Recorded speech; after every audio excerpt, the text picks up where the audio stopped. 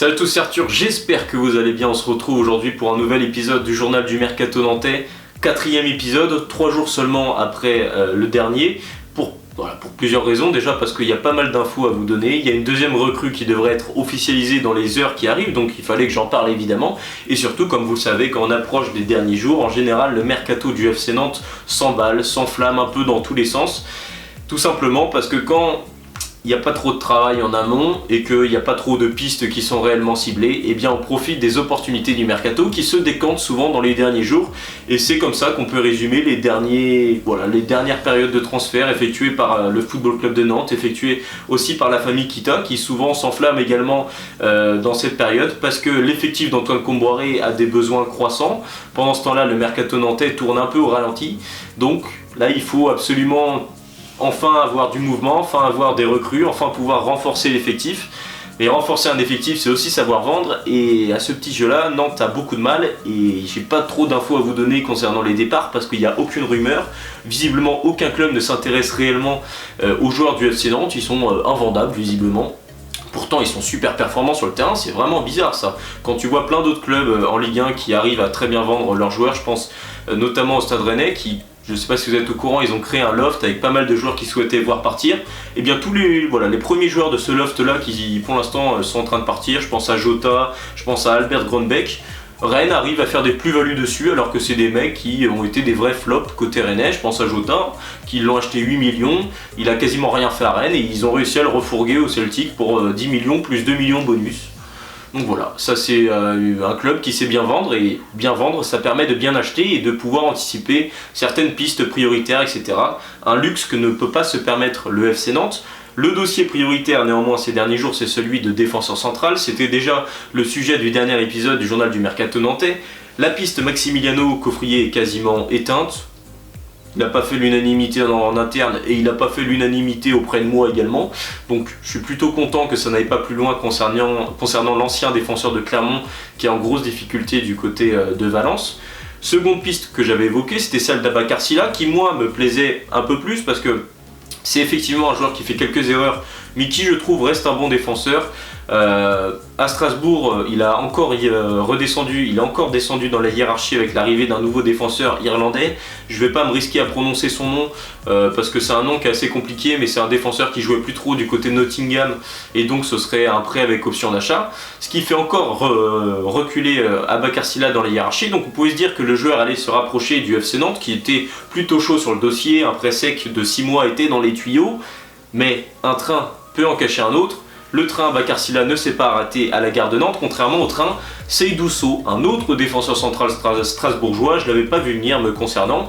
Les modalités sont quasiment les mêmes selon le quotidien L'Équipe et confirmé par Ouest France, qui rajoute même que le défenseur guinéen serait même déjà à Nantes là, cet après-midi pour pouvoir passer sa visite médicale et jouer face à Lyon dès dimanche prochain, parce que l'effectif d'Antoine Comboiré n'a jamais eu autant d'absents que pour ce match face à Lyon. Je pense au milieu de terrain avec Le Penant qui ne peut pas jouer parce qu'il est prêté justement par l'OL, Douglas Augusto blessé, Nathan Zézé blessé, bref c'est la crise. Antoine Comboiré va devoir faire jouer des jeunes, ce qui est une crise pas possible au FC Nantes. Moins on fait jouer les jeunes, mieux on se porte, on l'a vu ces dernières saisons. Évidemment c'est avec beaucoup d'ironie que je dis ça. Donc Seydou Sow pourrait être déjà dans le groupe et voire même aligné face à Lyon dimanche prochain. On va voir évidemment ce que ça donne concernant ce profil. Ce que je peux vous dire, parce que j'ai pas mal suivi le joueur ces derniers temps, c'est que c'est pas un garçon qui est de la trempe de William Saliba ou Wesley Fofana, qui sont d'autres joueurs formés à Saint-Etienne, d'autres défenseurs formés à Saint-Etienne. Au début je le trouvais vraiment très prometteur, mais ce qui me dérange un peu avec ce joueur-là, c'est que j'ai pas vu de progression nette. C'est-à-dire que dans son placement, oui d'accord, il est capable de faire des bonnes interventions, etc. On peut lui reprocher de temps en temps un manque d'agressivité, mais c'est surtout que quand il a commencé en Ligue 1 vers 2020-2021, il faisait des erreurs qu'on pouvait assimiler à des erreurs de jeunesse. Aujourd'hui, on est en 2025.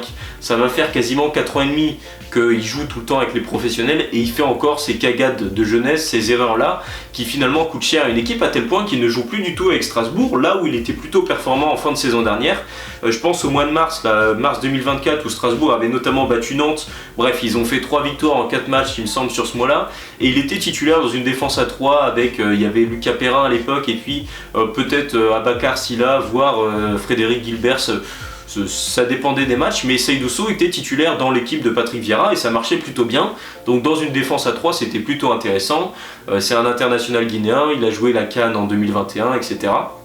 Mais là, cette saison, dans une défense à 2, c'était beaucoup plus compliqué. Avec un autre joueur qui fait pas mal d'erreurs de jeunesse, c'est Abakar Silla. On les a vus dans une défense à 2, ça n'a pas fait la maille très longtemps.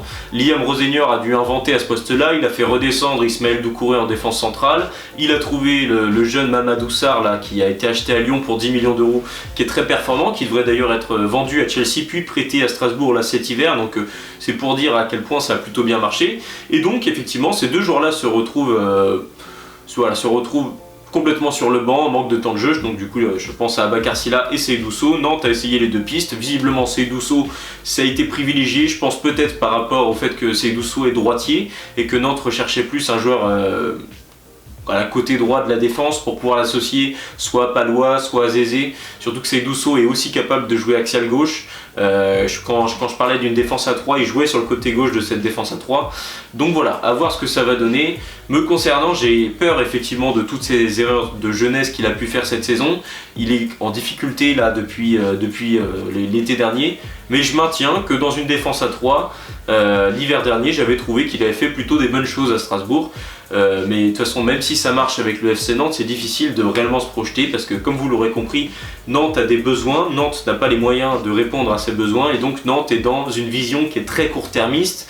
Ils essayent des prêts avec option d'achat au cas où le joueur performerait avec Nantes, tu peux le garder comme ça a pu être le cas par exemple à Ablin, voilà, ça a pu, même si Ablin c'était particulier parce que Nantes avait levé l'option d'achat, puis Rennes avait dit non, du coup ça n'est pas fait, mais comme ça va peut-être être le cas avec Le Penant, ça a été un prêt avec option d'achat et vu que Le Penant est plutôt performant cette saison, on peut s'imaginer que Nantes va payer l'option d'achat, donc ça permet à Nantes de pouvoir permettre à un joueur de prendre de la valeur et surtout de pouvoir le conserver en dessous du prix de sa valeur, à savoir au prix auquel Nantes l'a acheté ou l'a récupéré. Mais Nantes n'a pas réussi à glisser une option d'achat dans le dossier Seydou Sow non plus, pas plus qu'avec Abakar Silla. Et donc, prêt sec de 6 mois, prêt payant je crois, 200 000 € à peu près.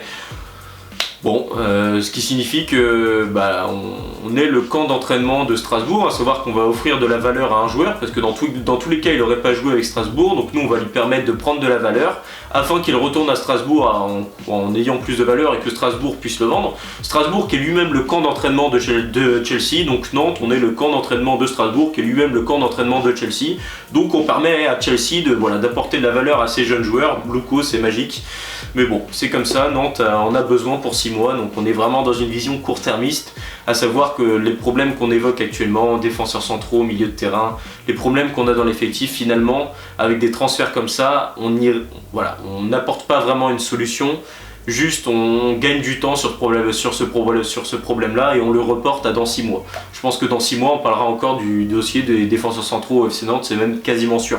Et vu qu'on anticipe jamais et qu'on se retrouve toujours au dernier moment à essayer de trouver des solutions avec des prêts, des machins, on s'en sortira jamais. J'ai du mal à voir comment Nantes peut réussir avec cette stratégie-là dans le recrutement. En tout cas, ce n'est que mon avis. Seydou Sow, du coup, devrait donc être la deuxième recrue de ce mercato après Anthony Lopez. On va voir ce que ça donne. On espère évidemment qu'il va nous permettre d'aller chercher un maintien le plus rapidement possible. Deuxième poste qui fait un petit peu débat au FC Nantes, c'est bien moins chaud, on est bien moins proche d'un accord, etc. Mais Nantes s'intéresse de très près à Meshak Elia, qui est un attaquant qui joue au Young Boys de Berne en Suisse, attaquant congolais, qui vit une saison difficile, un peu comme Coffrier, sauf que contrairement à Coffrier, son prime était un petit peu moins loin, si je puis dire, dans le sens où Meshak Elia a fait une saison 2023-2024 correcte, mais là, depuis l'été, il ne joue quasiment pas. De toute façon, en général, sur le mercato d'hiver, les opportunités que tu as, c'est sur des joueurs qui sont en manque de temps de jeu. Meshak Elia, c'est complètement le cas. Il est passé de titulaire indiscutable aux Young Boys de Berne à remplaçant qui ne rentre même plus. Là, je pense au match de Ligue des Champions mercredi. Donc, il est dans une situation compliquée à tel point que les Young Boys ou je sais pas si c'est l'agent du joueur, mais ils l'ont proposé au FC Nantes, et les Canaries se sont montrés plutôt intéressés. Pour rappel, Nantes s'était déjà intéressé aux joueurs à l'époque de Pierre Aristouille, à l'été 2023. Ça s'était pas fait parce que la valeur du joueur était à ce moment-là environ de 5 millions d'euros, et c'était un petit peu cher, surtout qu'à ce moment-là, bon, le FC Nantes s'était fait plaisir avec des Brésiliens, rappelez-vous, on avait mis 6 millions sur Hudson, 6 millions aussi sur Douglas Augusto. Donc voilà, Mecha Kelia, Nantes vous voulez, comme vous l'aurez compris, un prêt avec option d'achat, sans surprise. De toute façon, quand il y a une piste, Nantes c'est prêt avec option d'achat, automatiquement. Donc ça c'est selon les informations de Foot Mercato, il me semble. Mecha Kelia, du coup, lui est carrément chaud pour venir à Nantes, pour retrouver du temps de jeu, pour découvrir aussi un des 5 grands championnats européens, parce que le championnat suisse c'est pas le même niveau qu'en France, on va pas se mentir. Mais là où ça bloque, c'est que les Young Boys de Berne, qui souhaitent réellement se débarrasser du joueur, souhaitent inclure une option d'achat obligatoire, à savoir, en gros, dans 6 mois, Nantes paye la somme de l'option d'achat, et Nantes souhaite avoir la maîtrise de cette option d'achat, savoir si on souhaite la lever, on la lève, si on ne souhaite pas la lever, on la lève pas, et le joueur retourne en Suisse, bref.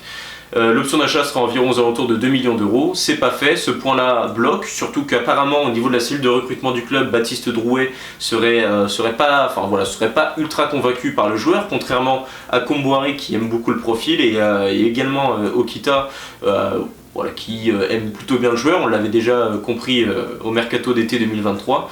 Donc voilà, il fait pas trop l'unanimité, il fait pas complètement l'unanimité au sein du club, à voir comment ça évolue. Et du coup, il y aurait d'autres pistes qui seraient évoquées. Foot Mercato nous a appris que Nantes continuait à insister sur Kamaldine Souleymana, l'ancien Rennais qui joue aujourd'hui à Southampton, qui attire l'Ajax, donc c'est quand même un dossier très compliqué pour Nantes. Le joueur est valorisé à environ 10 millions d'euros. Nantes essaye avec un maigre prêt avec option d'achat, mais bon, Southampton préférerait une vente. Bon, c'est encore une fois un dossier qui risque d'être très compliqué à finaliser. Les Canaries auraient envoyé une nouvelle offre supérieure à l'ancienne, on va voir comment ça évolue. En tout cas, à choisir entre Mecha Kelia et Kamaldine Souleymana, mon choix est tout trouvé. L'ancien Rennais est quand même, voilà, il a déjà fait ses preuves en Ligue 1, il a déjà montré que voilà, c'est un joueur qui est rapide, qui peut être un vrai pendant à Moses Simon, plutôt dans la percussion. Bon, je pense que ça peut faire des vraies différences, là où Mecha Kelia, qui est en grosse difficulté, qui me fait penser un peu aussi au profil d'Ignatius Ganago. Il faut savoir qu'il a également perdu son fils il y a quelques mois, Mecha Kelia, du coup il est encore dans une situation assez compliquée. Bref, moi je suis pas convaincu, surtout dans la situation dans laquelle est Nantes, où Nantes n'est pas en confiance. L'idée de relancer un joueur comme ça, c'est quelque chose que tu peux te permettre quand tu as un groupe qui vit bien, quand les résultats sont là, etc.